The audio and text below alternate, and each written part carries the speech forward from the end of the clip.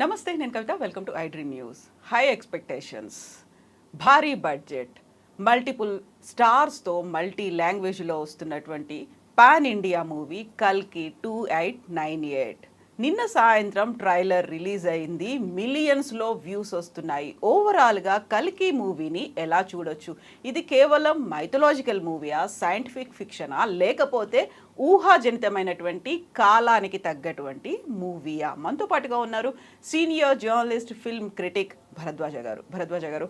నమస్కారం అండి. నమస్తే అండి. సో కాశీతో మొదలైంది ఈ యుద్ధం అనేది, అంటే మన ట్రైలర్ అనేది. అందులో యుద్ధాలు కనిపిస్తున్నాయి, మరో కొత్త లోకం, ప్రపంచం, సృష్టి, ఇవన్నీ కనిపిస్తున్నాయి. దీంతో పాటుగా ప్రభాస్కి సంబంధించినటువంటి ఆయన ట్రాక్ రికార్డ్ని కూడా చూపిస్తున్నారు. ఓవరాల్గా ట్రైలర్ అనేది ఎలా అనిపించింది సార్ మీకు? అంటే ఒక మిక్స్డ్ ఎక్స్పీరియన్స్. అంటే తెలుగు తెర మీద ఇలాంటి సినిమా ఇంతకు ముందు రాలేదు.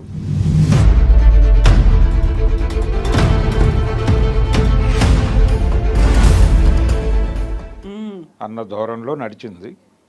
అంటే అభిమానులకి పూర్తిగా తృప్తినిచ్చిందా అనేది అనుమానమే. ఎందుకలా? అంటే ప్రభాస్ కోసం చూశారు ఇది. ప్రభాస్ చాలా తక్కువ కనిపించాడు ట్రైలర్లో. అలాగే నేరేషన్ ఎక్కువైంది. ఆ నేరేటివ్లో అమితాబ్ బచ్చన్ ఎక్కువ కనిపించాడు. అంటే స్పేస్ ఎక్కువ అమితాబ్కి వెళ్ళిపోయింది.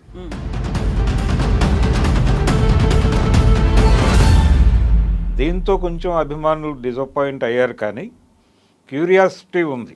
అంటే ఇప్పుడు దానికి వస్తున్నటువంటి వ్యూస్ చూస్తే ఈ సినిమా గురించి చాలామంది మాట్లాడుకుంటున్నారు అనే విషయం అర్థమైంది. అవును. సో వాళ్ళు ఇది ట్రయల్ రన్గానే చూశారు. ట్రయల్ రన్ చేశారు. సో చాలామంది ఈ సినిమా కోసం యాంగ్జైటీతో ఉన్నారు అనేది ఒక రికార్డు, ఒక కొలబద్ద వచ్చింది వాళ్ళకి. దీన్ని బట్టి ఇక్కడ నుంచి దాని ప్రమోషనల్ యాక్టివిటీస్ పెంచాలి టోటల్గా. అంటే ఇది ఇందాక మీరు అన్నారు, ఇది ఫిక్షనా లేకపోతే పురాణమా లేకపోతే ఇంకేమిటి అని. కాలానికి తగ్గ తీసినారు అంతే. అంటే ఇది విచిత్రమైనటువంటి పోకడ. టైం మిషన్ అనేటువంటి కాన్సెప్ట్తో గతంలో సంగీతం శ్రీనివాసరావు గారు సినిమా తీశారు, ఆదిత్య 369. అవును. ఆయన ఈ సినిమా స్క్రిప్ట్లో కూర్చున్నారు. ఆయన కంట్రిబ్యూషన్ ఉంది దీనిలో. నిజానికి ఆయన దానికి ఆదిత్యకి సీక్వెల్ తీయాలనుకున్నాడు, అనుకుని డ్రాప్ అయింది అది రకరకాల కారణాల చేత. బహుశా ఆ జ్ఞానం దీనిలోకి వచ్చి ఉండొచ్చు అనేది ఒక డౌట్. అందుకని మీకు మైథలాజికల్ టచ్ కనిపిస్తోంది స్క్రిప్ట్లో. అంటే అమితాబ్ క్యారెక్టర్ డిజైనింగ్, ఆ క్యారెక్టర్ డిజైనింగ్, ఆ కన్ను, అశ్వత్థామ అనేటువంటిది ఆల్రెడీ మార్కెట్లోకి వాళ్ళే కావాలని పంప్ చేశారు.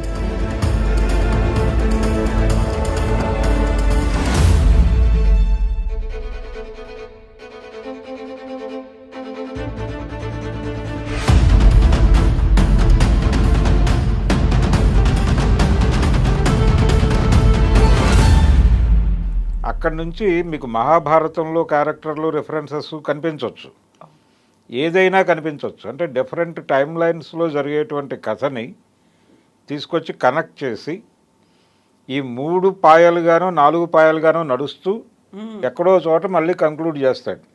ఇది 2 భాగాలుగా నిర్మాణం జరుపుకుంటున్నటువంటి సినిమా. సో కంక్లూడింగ్ అనేది ఇప్పుడు ఉండదు. సో ఇప్పుడు మనం మొదటి భాగం చూడటానికి మాత్రమే సిద్ధమవుతున్నాం. ఇది సెకండ్ పార్ట్ చూడటానికి క్యూరియాసిటీ క్రియేట్ చేసేదిగా ఉంటుంది అంతే. దీని మోటో అదే. అదే షూటింగ్ వీళ్ళు దాదాపు సెకండ్ పార్ట్ కూడా కంప్లీట్ చేసి ఉండొచ్చు, కొంత ఉంటుంది. అయితే ఇతను చాలా కష్టపడి ప్లాన్ చేశాడు. నాగేశ్వరన్ ప్రాణం పెట్టి చేశాడు ఈ సినిమాని. అంటే మహానటి తర్వాత వేరే ప్రాజెక్ట్ ముట్టుకోలేదు. దీని టార్గెట్ అంటే రాజమౌళి గారు ఒక మాట చెప్పాడు, కరోనా అనంతరం థియేటర్లకు జనాలు రావడం లేదు అన్నప్పుడు దానికి పరిష్కారంగా ఆయన చెప్పిన మాట ఏంటంటే, సినిమా అనేది థియేటర్కల్ ఎక్స్పీరియన్స్ ఇవ్వాలి ఆడియన్స్కి, అప్పుడు మాత్రమే థియేటర్కి వస్తారు. ఎందుకంటే చాలా ప్లాట్ఫామ్స్ మీద సినిమాలు అవైలబుల్గా ఉన్నాయి, కానీ థియేటర్లో చూస్తే తప్ప ఆ అనుభూతి రాదు అనిపించాలి సినిమా. అది తీసుకున్నారు వీళ్ళు. అది తీసుకుని ఈ లెవెల్లో ఇంత గ్రాండియర్గా తీయటము, అంత రిచ్గా చూపించడము, అంత రిచ్. అంటే దీనిలో చాలా ఉంటాయి. థియేటర్లకు జనాలను రప్పించడానికి ఆడియన్స్ని ఇన్వాల్వ్ చేస్తూ, అంటే థియేటర్లో సీట్లు కదిలేటువంటి టెక్నాలజీ కూడా పట్టుకొచ్చేసారు కదా మన వాళ్ళు. అవును. ఇంత కష్టపడుతున్నారు థియేటర్లకు జనాలను రప్పించడానికి. దాదాపు అదే కష్టం వీళ్ళు పడ్డారు ఈ సినిమాలో. కల్కి ట్రైలర్ చూస్తే అదే అర్థమవుతుంది. అంటే ఇది ఒక చందమామ కథలాగా అనిపించాలి, అన్ని జనరేషన్స్ వాళ్ళు కనెక్ట్ అవ్వాలి. పౌరాణిక నేపథ్యం ఉంటే తప్ప అది సాధ్యం కాదు. అందుకని ఈ పౌరాణిక నేపథ్యం తీసుకున్నారు. దానికోసం అని చెప్పి సంగీతం గారిని ఇన్వాల్వ్ చేశారు దీనిలో. మీరు ఏ సినిమా అయినా తీసుకోండి, చాలా పెద్ద హిట్ అయినటువంటి ప్రతి సినిమాకి ఒక పౌరాణిక నేపథ్యం ఉంటుంది. అవును, ఇంక్లూడింగ్ షోలే. అమితాబ్ గారి పెద్ద హిట్ సినిమా షోలే కూడా రామాయణం నేపథ్యమే. అదేదో సెవెన్ సమురాయ్ ఇవన్నీ మాట్లాడతారు కానీ మీకు బాలకాండలో విశ్వామిత్రుడు వచ్చి రామలక్ష్మణులు నువ్వు నేను యాగ రక్షణ కోసం వినియోగించుకుంటాను అంటాడు. ఇందులో సంజీవ్ కుమార్ వెళ్ళి ప్రభుత్వాన్ని అడుగుతాడు, తిహార్ జైల్లో ఉన్నటువంటి ఫలానా 2 ప్రిజనర్స్ కావాలి నాకు, వాళ్లతో నేను మా ఊరు కాపాడుకుంటాను బందిపోటు దొంగల నుంచి అని అడుగుతాడు. వాళ్ళని తెచ్చి ఆ యాగ రక్షణ చేస్తాడు. అంటే విశ్వామిత్రుడి క్యారెక్టర్లో సంజీవ్ కుమార్ని, రామలక్ష్మణుల పాత్రల్లో అమితాబ్ని, ధర్మేంద్రని అనుకుంటే అది రామాయణమే, బాలకాండే, షోలే. సో మీరు పెద్ద హిట్ సినిమాలు ప్రతిదానికి ఒక పౌరాణిక నేపథ్యం కనిపిస్తుంది. అంటే దాని నుంచి జనాలని పట్టుకోవటం తేలికవుతుంది. ఇప్పుడు రోజా సినిమా కూడా సతీ సావిత్రి అనేది అందరికీ తెలిసిన విషయమే. అక్కడ యమధర్మరాజుతో దెబ్బలాడి పతి ప్రాణం వెనక్కి తెచ్చుకుంటుంది ఆవిడ. ఇక్కడ ఉగ్రవాదులతో దెబ్బలాడి తెచ్చుకుంటుంది. కాశ్మీర్ నేపథ్యం ఇదంతా దానికే తీసుకున్నాడు ఆయన. అంటే బాలచందర్ చెప్పిందే అదే ఆయనకి, మణిరత్నంకి, ఈ లైన్లో సినిమా చేస్తే వర్కౌట్ అవుతుంది అని. దాదాపు ఇక్కడ కూడా అదే జరిగింది. కల్కి కూడా ఈ మహాభారత నేపథ్యంతో పాటు ఇంకా అనేక పౌరాణిక పాత్రలు కనిపించవచ్చు సినిమాలో. అశ్వత్థామతో దీన్ని రిలేట్ చేస్తున్నారు కానీ అమితాబ్ది, కమల్ హాసన్ క్యారెక్టర్ ఏమిటి, అది దేంతో రిలేట్ చేస్తారనేది కనిపిస్తున్నాడు సినిమాలో అనేది అర్థమైంది ట్రైలర్లోను. వాళ్ళు కూడా అదే చెప్పారు, కమల్ హాసన్ కూడా అదే చెప్పాడు, నేను కొంచెం నెగిటివ్ షేడ్లో కనిపించబోతున్నాను అని. కమల్ హాసన్ గతంలో నెగిటివ్ షేడ్లో చేసిన సినిమా ఒకటి ఉంది, అభయ్ అని. ఈ గెటప్ కొంచెం అభయ్ దగ్గరగా కనిపించింది, అభయ్ అడ్వాన్స్మెంట్గా కనిపించింది ఇందులో క్యారెక్టర్. రెండోది ఇంకా చాలా అంటే జనాలు ఊహకి అందనటువంటి చాలా ట్విస్టులు ఉండే అవకాశం ఉంది అనేది కూడా బయటకు వచ్చింది ఇప్పుడు ఈ ట్రైలర్ బయటకు వచ్చిన తర్వాత. అందులో దీపికతో ఒక డైలాగ్ ఉంటుంది, నువ్వు కనబోయేటువంటి బిడ్డ మామూలు శిశువు కాదు అని చెప్పి ఒక చిన్న బిల్డప్ ఇస్తాడు ఆయన. అది ప్రభాస్ అని అనుకోవడానికి అవకాశం కనిపించట్లేదు ఆ ట్రైలర్లో. అంటే ఇంకొక క్యారెక్టర్ ఏదో ఒక ట్విస్ట్ మళ్ళీ కనిపిస్తుంది అక్కడ, ఎవరినో అక్కడ ఇంట్రడ్యూస్ చేయబోతున్నాడు డైరెక్టరు. అంటే ఒక సర్ప్రైజ్, అవును, ఒక సర్ప్రైజ్ ఏదో ఉండబోతోంది ఆ డైలాగ్ వెనకాల అనేది అనిపిస్తుంది. ఆయన ఎవరినైనా తీసుకురావచ్చు ఆ క్యారెక్టర్లోకి. సరికొత్త యంగ్ జనరేషన్లో ఉన్న యంగ్ జనరేషన్లో విజయ్ దేవరకొండ వస్తాడా, లేకపోతే ఆయనకి కలిసి వచ్చిన నాని వస్తాడా, ఇలా రకరకాల ఎవరి ఊహల్లో వాళ్ళు వెళ్తున్నారు. అయితే ఒకటే డిసప్పాయింట్మెంట్ ఏంటంటే ప్రభాస్ స్పేస్ తక్కువ ఉంది ట్రైలర్లో అనేది ఒకటే. అది హుక్ చేసి ఉండొచ్చు వాళ్ళు వాంటెడ్గానే దాన్ని ఆపి ఇంకా చాలా పని ఉంది వాళ్ళకి, చాలా ప్రమోషనల్ యాక్టివిటీస్ చాలా ఉన్నాయి. ఇది మొదటి ట్రైలర్ కాబట్టి ఈ మేరకు చెప్పాలి అని అనుకున్నారు వాళ్ళు, ఆ మేరకే ఫిక్స్ అయి డిజైన్ చేశారు. ఇది ఇందులో అంటే వాళ్ళ టార్గెట్ వచ్చేసి టోటల్, ఇది మీరు ఇందాక పాన్ ఇండియా అన్నారు, పాన్ ఇండియా కాదు, ఇది పాన్ వరల్డ్. ఒక హాలీవుడ్ రేంజ్లో తీసిన సినిమా. హాలీవుడ్ సినిమా అంటే తెలుగు సినిమా అనేది ఇప్పుడు 3 భాగాలుగా చీలిపోయింది. ఒకటి పాన్ వరల్డ్ సినిమా, ఒకటి పాన్ ఇండియా సినిమా, ఒకటి లోకల్ సినిమాగా మారిపోయింది. లోకల్ సినిమా ఇక్కడ మార్కెట్కి టార్గెట్ చేసి తీసే సినిమాలు. హీరోలు కూడా అలాగే మారిపోయారు, పాన్ ఇండియా హీరోలు, పాన్ వరల్డ్ హీరోలు. ఈ మధ్య ఎన్నికల ప్రచారంలో ఆయన పవన్ కళ్యాణ్ అన్నాడు ఆ మాట, నాకంటే జూనియర్ ఎన్టీఆర్ పెద్ద హీరో, నాకంటే అల్లు అర్జున్ పెద్ద హీరో, ఇలా మాట్లాడాడు ఆయన. ఎక్కడి నుంచి పెద్ద హీరోలు ఉద్భవించారంటే వీళ్ళ మార్కెట్ డిసైడ్ చేస్తుంది, ఆ రేంజ్ ఏంటి అనేది. ఆ రేంజ్ ఏంటది. రామ్ చరణ్ కూడా నాకంటే పెద్ద హీరో అన్నాడు ఆయన. అంటే వీళ్ళు RRR సినిమా ద్వారా ప్రపంచ మార్కెట్కి పరిచయం అయ్యారు. సో వాళ్ళ రేంజ్ అది. ఇప్పటి వరకు రజనీకాంత్కి మాత్రమే బయట మార్కెట్ ఉండేది, ఓవర్సీస్ మార్కెట్ కొంచెం ఎక్కువ ఉండేది. జపాన్లోనూ అక్కడ ఆయన సినిమాలు డబ్ చేసి వేస్తే నడిచాయి. ఇప్పుడు వీళ్ళ సినిమాలు కూడా నడుస్తాయి అన్నటువంటి ఒక కాన్ఫిడెన్స్ వచ్చింది. బాహుబలి నుంచి ఈయనకు ఆ మార్కెట్ క్రియేట్ అయింది ప్రభాస్కి, కానీ ఆ మార్కెట్ని పట్టుకోగలిగే సబ్జెక్టుతో సినిమా పడలేదు. అది ప్రాబ్లం. సలార్ కూడా వీళ్ళు ఎక్స్పెక్ట్ చేసిన రేంజ్కి వెళ్ళలేదు. దానిలో లోపాలు చాలా ఉన్నాయి. అంటే చావు తప్పి కన్నులొట్టపోయి అన్నట్టుగా సినిమా పర్వాలేదు అనిపించుకుంది. అది రెవెన్యూ కూడా వాళ్ళు ఎక్స్పెక్ట్ చేసిన రేంజ్లో రాలేదు. దాని ఇబ్బందులు దానికి ఉన్నాయి. అందుకని వాళ్ళు సెకండ్ పార్ట్కి రివ్యూ చేసుకుంటున్నారు ఇప్పుడు. ఈ టైం గ్యాప్ తీసుకోవడానికి కారణం అదే. ప్రశాంత్ నీల్ అయితే ఇప్పుడు పురాణాలకి లింక్ ఉంటుంది అనుకున్నప్పుడు, అది అశ్వత్థామ క్యారెక్టర్ లాగా ఉంటుంది ఇవన్నీ అనుకున్నప్పుడు, వెరీ బిగినింగ్లో పోస్టర్ రిలీజ్ చేసినప్పుడు దీన్ని ఒక మార్వెల్ సిరీస్తో పోల్చారు, లేకుంటే ఒక డూన్ అనేది ఉంటుంది అని అనుకున్నారు. అంత మిక్స్డ్గా కనిపించి ఆ క్లారిటీ అనేది క్లియర్ పిక్చర్ కనిపించిందని ట్రైలర్లో. మార్వెల్ సిరీస్ తాలూకా ఇంపాక్ట్ అయితే ఉంది అతని మీద. అంటే ప్రజెంట్ జనరేషను చందమామ కథలతో మాత్రమే కాదండి, వీటితో కనెక్ట్ అయి ఉన్నారు. సూపర్ హీరోస్తో కనెక్ట్ అయి ఉన్నారు. ఈవెన్ నాగశ్విన్ కూడా వాళ్ళని చూస్తూ పెరిగిన కుర్రాడే అయి ఉంటాడు. అది ఐరన్ మ్యానా లేకపోతే మరొకట, అది వేరే. కానీ మొత్తానికి ఈ సిరీసు ఈ నేపథ్యం ఉంది అతనికి. అతని డ్రీమ్ ప్రాజెక్ట్ ఇది. ఇలాంటి ఒక సినిమా తీయాలి అనేటువంటి ఇన్ఫ్లుయెన్స్ అతనికి మార్వెల్ సిరీస్ నుంచి వచ్చి ఉండొచ్చు.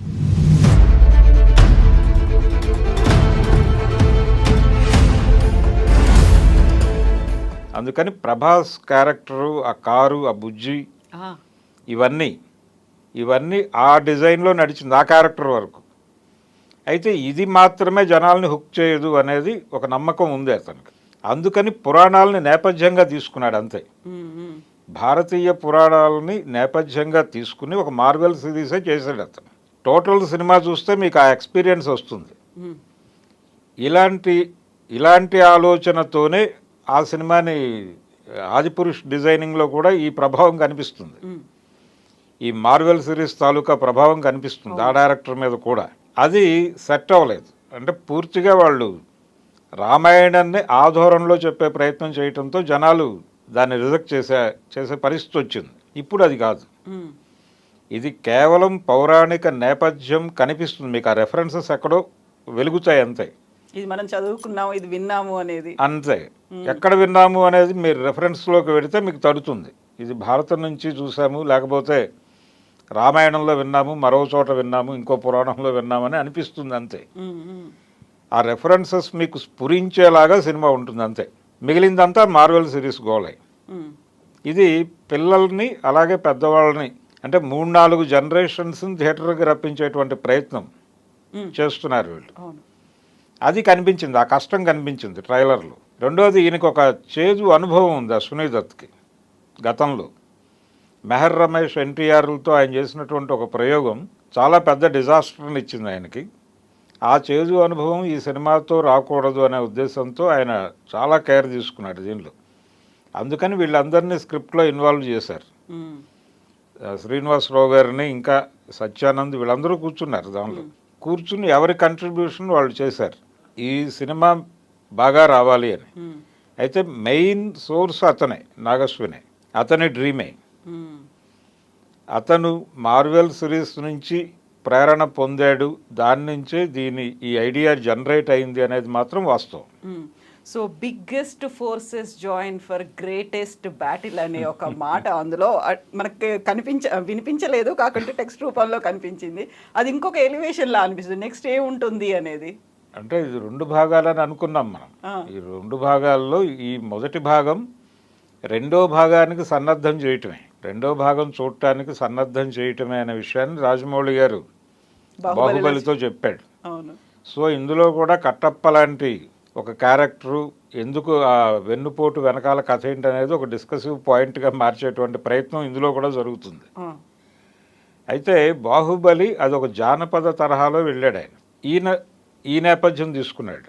అంటే ఈ బిగ్ సినిమా చెయ్యాలి, ప్రపంచ మార్కెట్ని పట్టుకోవాలి అనేటువంటి ప్రోగ్రాంలో చాలామంది డైరెక్టర్లు నిమగ్నమై ఉన్నారు ఇప్పుడు. ఈ నిమగ్నమైనటువంటి డైరెక్టర్లలో బాలీవుడ్లో జరిగినటువంటి ప్రయత్నాలు ఏవి వర్కౌట్ అవ్వలేదు. బ్రహ్మాస్త్ర అనే ఒక ప్రయోగం ఉంది, అది చాలా దారుణమైనటువంటి ఫెయిల్యూర్ చూశారు వాళ్ళు. కాబట్టి ఈ అనుభవాలన్నీ ఉన్నాయి. ఈ అనుభవాలన్నీ ఉండటం వలన ఆదిపురుష అనుభవం ఉంది. ఈ అనుభవాలన్నీ వాటి నుంచి కొన్ని గుణపాఠాలు నేర్చుకుని ఇది డిజైన్ చేశారు అని అయితే నాకు అనిపించింది నిన్నటి ట్రైలర్ చూస్తే. ఆ కేర్ కనిపించింది. డెఫినెట్గా సినిమా జనాల్ని అట్రాక్ట్ చేస్తుంది అనేటువంటి ఒక నమ్మకాన్ని ఇచ్చాడు ఆయన. పూర్తిగా జనాలకు అది రకరకాల అంచనాలు ఉన్నాయి సినిమా మీద. ఈ అంచనాలతో చూసిన వాళ్ళకి కొంచెం డిసప్పాయింట్మెంట్ ఉండొచ్చు, కానీ ఇది ముందు ఒక చిన్న రుచి చూపించడం కోసం వదిలింది. మొత్తం అన్నీ చూసిన తర్వాత ఈ అభిప్రాయం మారచ్చు. ఇంకా చాలా ఉన్నాయి కాబట్టి. అందులో ఇది ఓన్లీ ఫస్ట్ ట్రైలర్ మాత్రమే కాబట్టి. అయితే ఇప్పటి వరకు ఫ్యాన్స్లో ఒక ఆందోళన ఉంది, దీనికి బజ్ క్రియేట్ కావడం లేదు ఈ సినిమాకి అని. దాన్ని బద్దలు కొట్టారు వీళ్ళు వ్యూస్ ద్వారా. అవును, అంటే చాలామంది చాలా ఈగర్గా ఉన్నారు ఈ సినిమా చూడటానికి అనేది అయితే వాళ్ళు ఆ నెంబర్ చూపించగలిగారు. అవును, ప్రపంచవ్యాప్తంగా. ప్రపంచంలో అంటే ఇండియన్ మైథాలజీకి సంబంధించిన ఇన్ఫ్లుయెన్స్ వెస్ట్లో కూడా ఉంది. సో ఆ ఆడియన్స్ను కూడా దీని నుంచి క్యాప్చర్ చేయాలనేది ఒక వ్యూహం ఉంది వీళ్ళకి. అందుకని ఈ క్యారెక్టర్స్ని నెమ్మదిగా పరిచయం చేసేటువంటి కార్యక్రమం ఒకటి జరుగుతుంది ఇప్పుడు. జరిగి నెమ్మదిగా జనాల్ని ఈ సబ్జెక్టుతో సింక్ చేసి థియేటర్లకు రప్పించి ఒక పాన్ వరల్డ్ సినిమాగానే దీన్ని ఒక పెద్ద సక్సెస్ కొట్టే ప్రయత్నంలో ఉన్నాడు ఆయన నాగశ్విన్. డెఫినెట్గా అతని ప్రయత్నం వర్కౌట్ అవుతుంది అదే అనిపించింది నిన్న ట్రైలర్ చూస్తే. సో ఇప్పటిదాకా మనం చూసిన ఈ మార్వెల్ సిరీస్లు కావచ్చు, లేకుంటే సూపర్ హీరోస్కి సంబంధించినటువంటి అన్ని సినిమాల్లో కూడా ఒక స్పెషల్ వెహికల్ అనేది కనిపిస్తుంది. అది కార్ కావచ్చు, లేకుంటే బైక్ కావచ్చు, ఇంకోటి ఏదైనా. దీనికోసం మహేంద్ర స్పెషల్గా డిజైన్ చేసినటువంటి బుజ్జి అనే దాన్ని కూడా, ఆ క్యారెక్టర్ ఇంట్రడక్షన్ కూడా భలే అనిపించింది అసలు. అంటే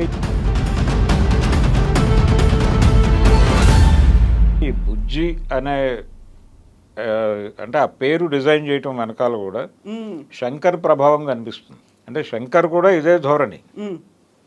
అంటే ఆయన జనాలలో నానినటువంటి ఒక అంశాన్ని తీసుకుని దాన్ని అద్భుత రసంలో చెప్తాడు. చాలా ఎగ్జాగరేట్ చేసి చెప్తాడు విషయాన్ని. చెప్పదలుచుకున్న విషయం కంటే కూడా ఆయన చెప్పే పద్ధతి, నేరేషన్ చాలా అద్భుత రసంలో పెడతాడు ఆయన. అలా వెళ్ళటం ద్వారా జనాల్ని థియేటర్లకు రప్పించాలనేది ఆయన వ్యూహం. అది కూడా మార్కెటే. అంటే వీళ్ళందరూ అంటే రాజమౌళి దగ్గర నుంచి ఒక డిజైనింగ్ జరిగింది, మార్కెట్ డిజైనింగ్. మార్కెట్ మౌళి అనొచ్చు అతన్ని, రాజమౌళిని.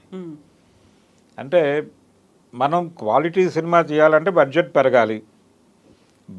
ఎక్కువ బడ్జెట్ పెట్టాలంటే మనం మార్కెట్ గ్యారంటీ చూపించాలి ప్రొడ్యూసర్కి. అందుకని మన సబ్జెక్టు అలా ఉండాలి. ఆ తరహా ధోరణిలో వెళ్తున్నాడు ఆయన. RRR కావచ్చు, బాహుబలి కావచ్చు, ఇవన్నీ ఆ ధోరణిలో డిజైన్ చేసిన సినిమాలే. అన్నిట్లోనూ మీకు నేల విడిచి సాము చేయటం కనిపిస్తుంది. ఇందులో కూడా ఆ ధోరణి ఉంది ఈ సినిమాలో కూడా. ఈ బుజ్జి అనే క్యారెక్టర్ చిట్టి అనిపిస్తుంది వెంటనే. రోబోలో చిట్టి, అందుకని బుజ్జి ఈ ధోరణి. అంటే వీళ్ళందరినీ స్టడీ చేశాడు ఈయన నాగశ్విన్.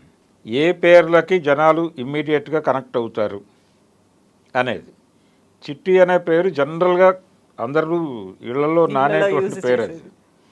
అలాగే బుజ్జి అనే పేరు కూడా ఇళ్లలో నానే పేరు అది. అందుకని ఆ పేరు చూస్ చేసుకున్నాడు ఆయన.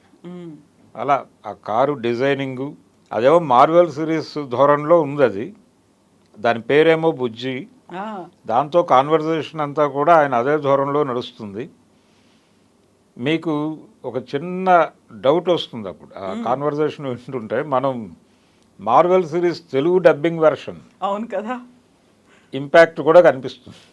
ఏంటి ఇలా అనిపిస్తోంది అని చిన్న ఇది ఎక్కడో అది గుర్తొస్తుంది. ఐరన్ మ్యానో ఏదో డబ్బుడ్ వెర్షన్ చూస్తున్న అనుభూతి కలిగే ప్రమాదం ఉంది. కానీ వీళ్ళ ధోరణి అదే కాబట్టి అది నడిచిపోయింది, జనాలు చూసేస్తారు, అది నో ప్రాబ్లం. అంటే ఆయన చాలా క్లారిటీతో ఉన్నాడు. తన వ్యూవర్స్ ఎవరు, ప్రేక్షకులు ఎవరు అనేది పూర్తి క్లారిటీతో ఉన్నాడు. వరల్డ్ ఆడియన్స్ని థియేటర్లకు రప్పించడం కోసం డిజైన్ చేసిన ప్రాజెక్ట్ అది. అశ్విని దత్ గారికి చాలా ప్రెస్టీజియస్ ప్రాజెక్ట్ అది. ఇప్పటి వరకు ఎడిటెడ్ వెర్షన్ చూసిన వాళ్ళందరూ చాలా పాజిటివ్గానే రెస్పాండ్ అవుతున్నారు బయటకు వచ్చి. సో సినిమా డెఫినెట్గా వైజయంతి నుంచి మళ్ళీ ఒక బ్లాక్ బస్టర్ చూడబోతున్నాం అనేటువంటి హోప్ అయితే కలిగించాడు ఆయన. డిసప్పాయింట్ చేయలే. అంచనాలు ఉండి కొంచెం ఇబ్బంది పడిన వాళ్ళు ప్రభాస్ అభిమానులు ఇలాంటి అభిప్రాయాలు వస్తున్నాయి. కానీ ఇది కూడా మంచిదే అనుకుంటున్నారు వాళ్ళు. ఇది ఇంకొంచెం క్యూరియాసిటీని పెంచుతుంది. ఇప్పుడు మనం డబ్బింగ్ గురించి మాట్లాడుకున్నప్పుడు, డబ్బింగ్ హాలీవుడ్ మూవీలా ఉందనుకున్నప్పుడు అమితాబ్ బచ్చన్ కావచ్చు, దీపికా కావచ్చు, వీళ్ళందరూ వాళ్ళకి వాళ్ళే డబ్బింగ్ చెప్పుకోవడం అనేది కూడా ఈ ఛాయలు కనిపించకూడదు అనే ప్రయత్నం అది.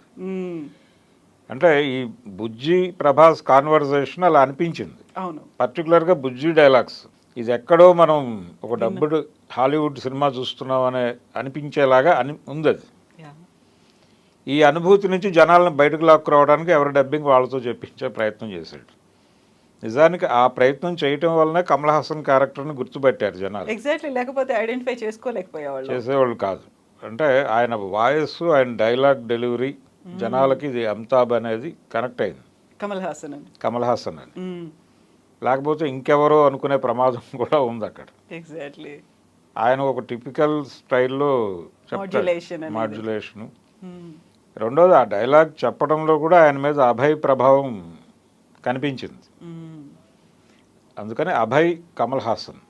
సో ఎప్పుడెప్పుడు ఎదురు చూస్తున్నారు. మొత్తానికైతే ట్రైలర్ వచ్చింది అండ్ రిలీజ్ డేట్ కూడా అనౌన్స్ చేసేసారు కాబట్టి, అందులోనే వచ్చింది కాబట్టి ఈ ఎలివేషన్స్ ఎక్స్పెక్టేషన్స్ని మ్యాచ్ అవుతుందా, అంతకు మించి ఉంటుందా అనేది జస్ట్ వెయిట్ చేయాల్సిందే. అయితే ఇది హై బడ్జెట్ సినిమా అంటే ఇప్పుడు తెలుగు సినిమా 100 కోట్లు వస్తే చాలు అనుకున్న రోజులు 100 కోట్లు మించి బడ్జెట్టే పెడుతున్నారు. 300 కోట్ల వరకు బడ్జెట్ పెట్టినా పర్వాలేదు. అంటే 1500 కోట్ల టార్గెట్ ఇది. అంటే బాహుబలి పార్ట్ 2 1500 కోట్లు కలెక్ట్ చేయగలిగింది. ఆ 1500 కోట్ల మార్క్ ఇప్పటివరకు ఎవరూ రీచ్ కాలేదు. ఈ సినిమాతో రీచ్ అవ్వాలనేది ఒక ప్రయత్నం. ఎవరి ప్రయత్నాలు వాళ్ళు చేస్తున్నారు. RRR కూడా 1200 దగ్గర ఆగిపోయింది. సో ఇప్పుడు ఈ సినిమాతో బాహుబలి రికార్డు కొట్టాలనేది కూడా ఒక ప్రోగ్రామ్ ఉంది వీళ్ళకి. చూడాలి ఏ మేరకు సక్సెస్ అవుతారనేది చూడాలి. బాహుబలితో పాటుగా RRRకి సంబంధించి ఆస్కార్ అవార్డు కూడా, సో అది కూడా టార్గెట్గా ఏమైనా పెట్టుకున్నారా? డెఫినెట్గా అండి, అందరికీ ఉంది ఇది. ఇప్పుడు పాన్ ఇండియా మార్కెట్లోకి ఎంట్రీ ఇచ్చినటువంటి ప్రతి డైరెక్టర్ డ్రీము అదే. అంటే ప్రతి ఒక్కళ్ళకి ఒక టార్గెట్ ఫిక్స్ చేశాడు ఆయన రాజమౌళి. సినిమాని ఎలా ప్రమోట్ చేయాలి అనేది కూడా. RRRని అది ఆస్కార్ కోసం ఆయన ఏదో చాలా డబ్బులు ఖర్చు పెట్టాడు అని అన్నారు. కానీ ఆ ఖర్చు ఎక్కడ పెట్టారంటే వాళ్ళు వెళ్ళి అక్కడ చూపించాలి అందరికీ, సినిమాని పరిచయం చేయాలి.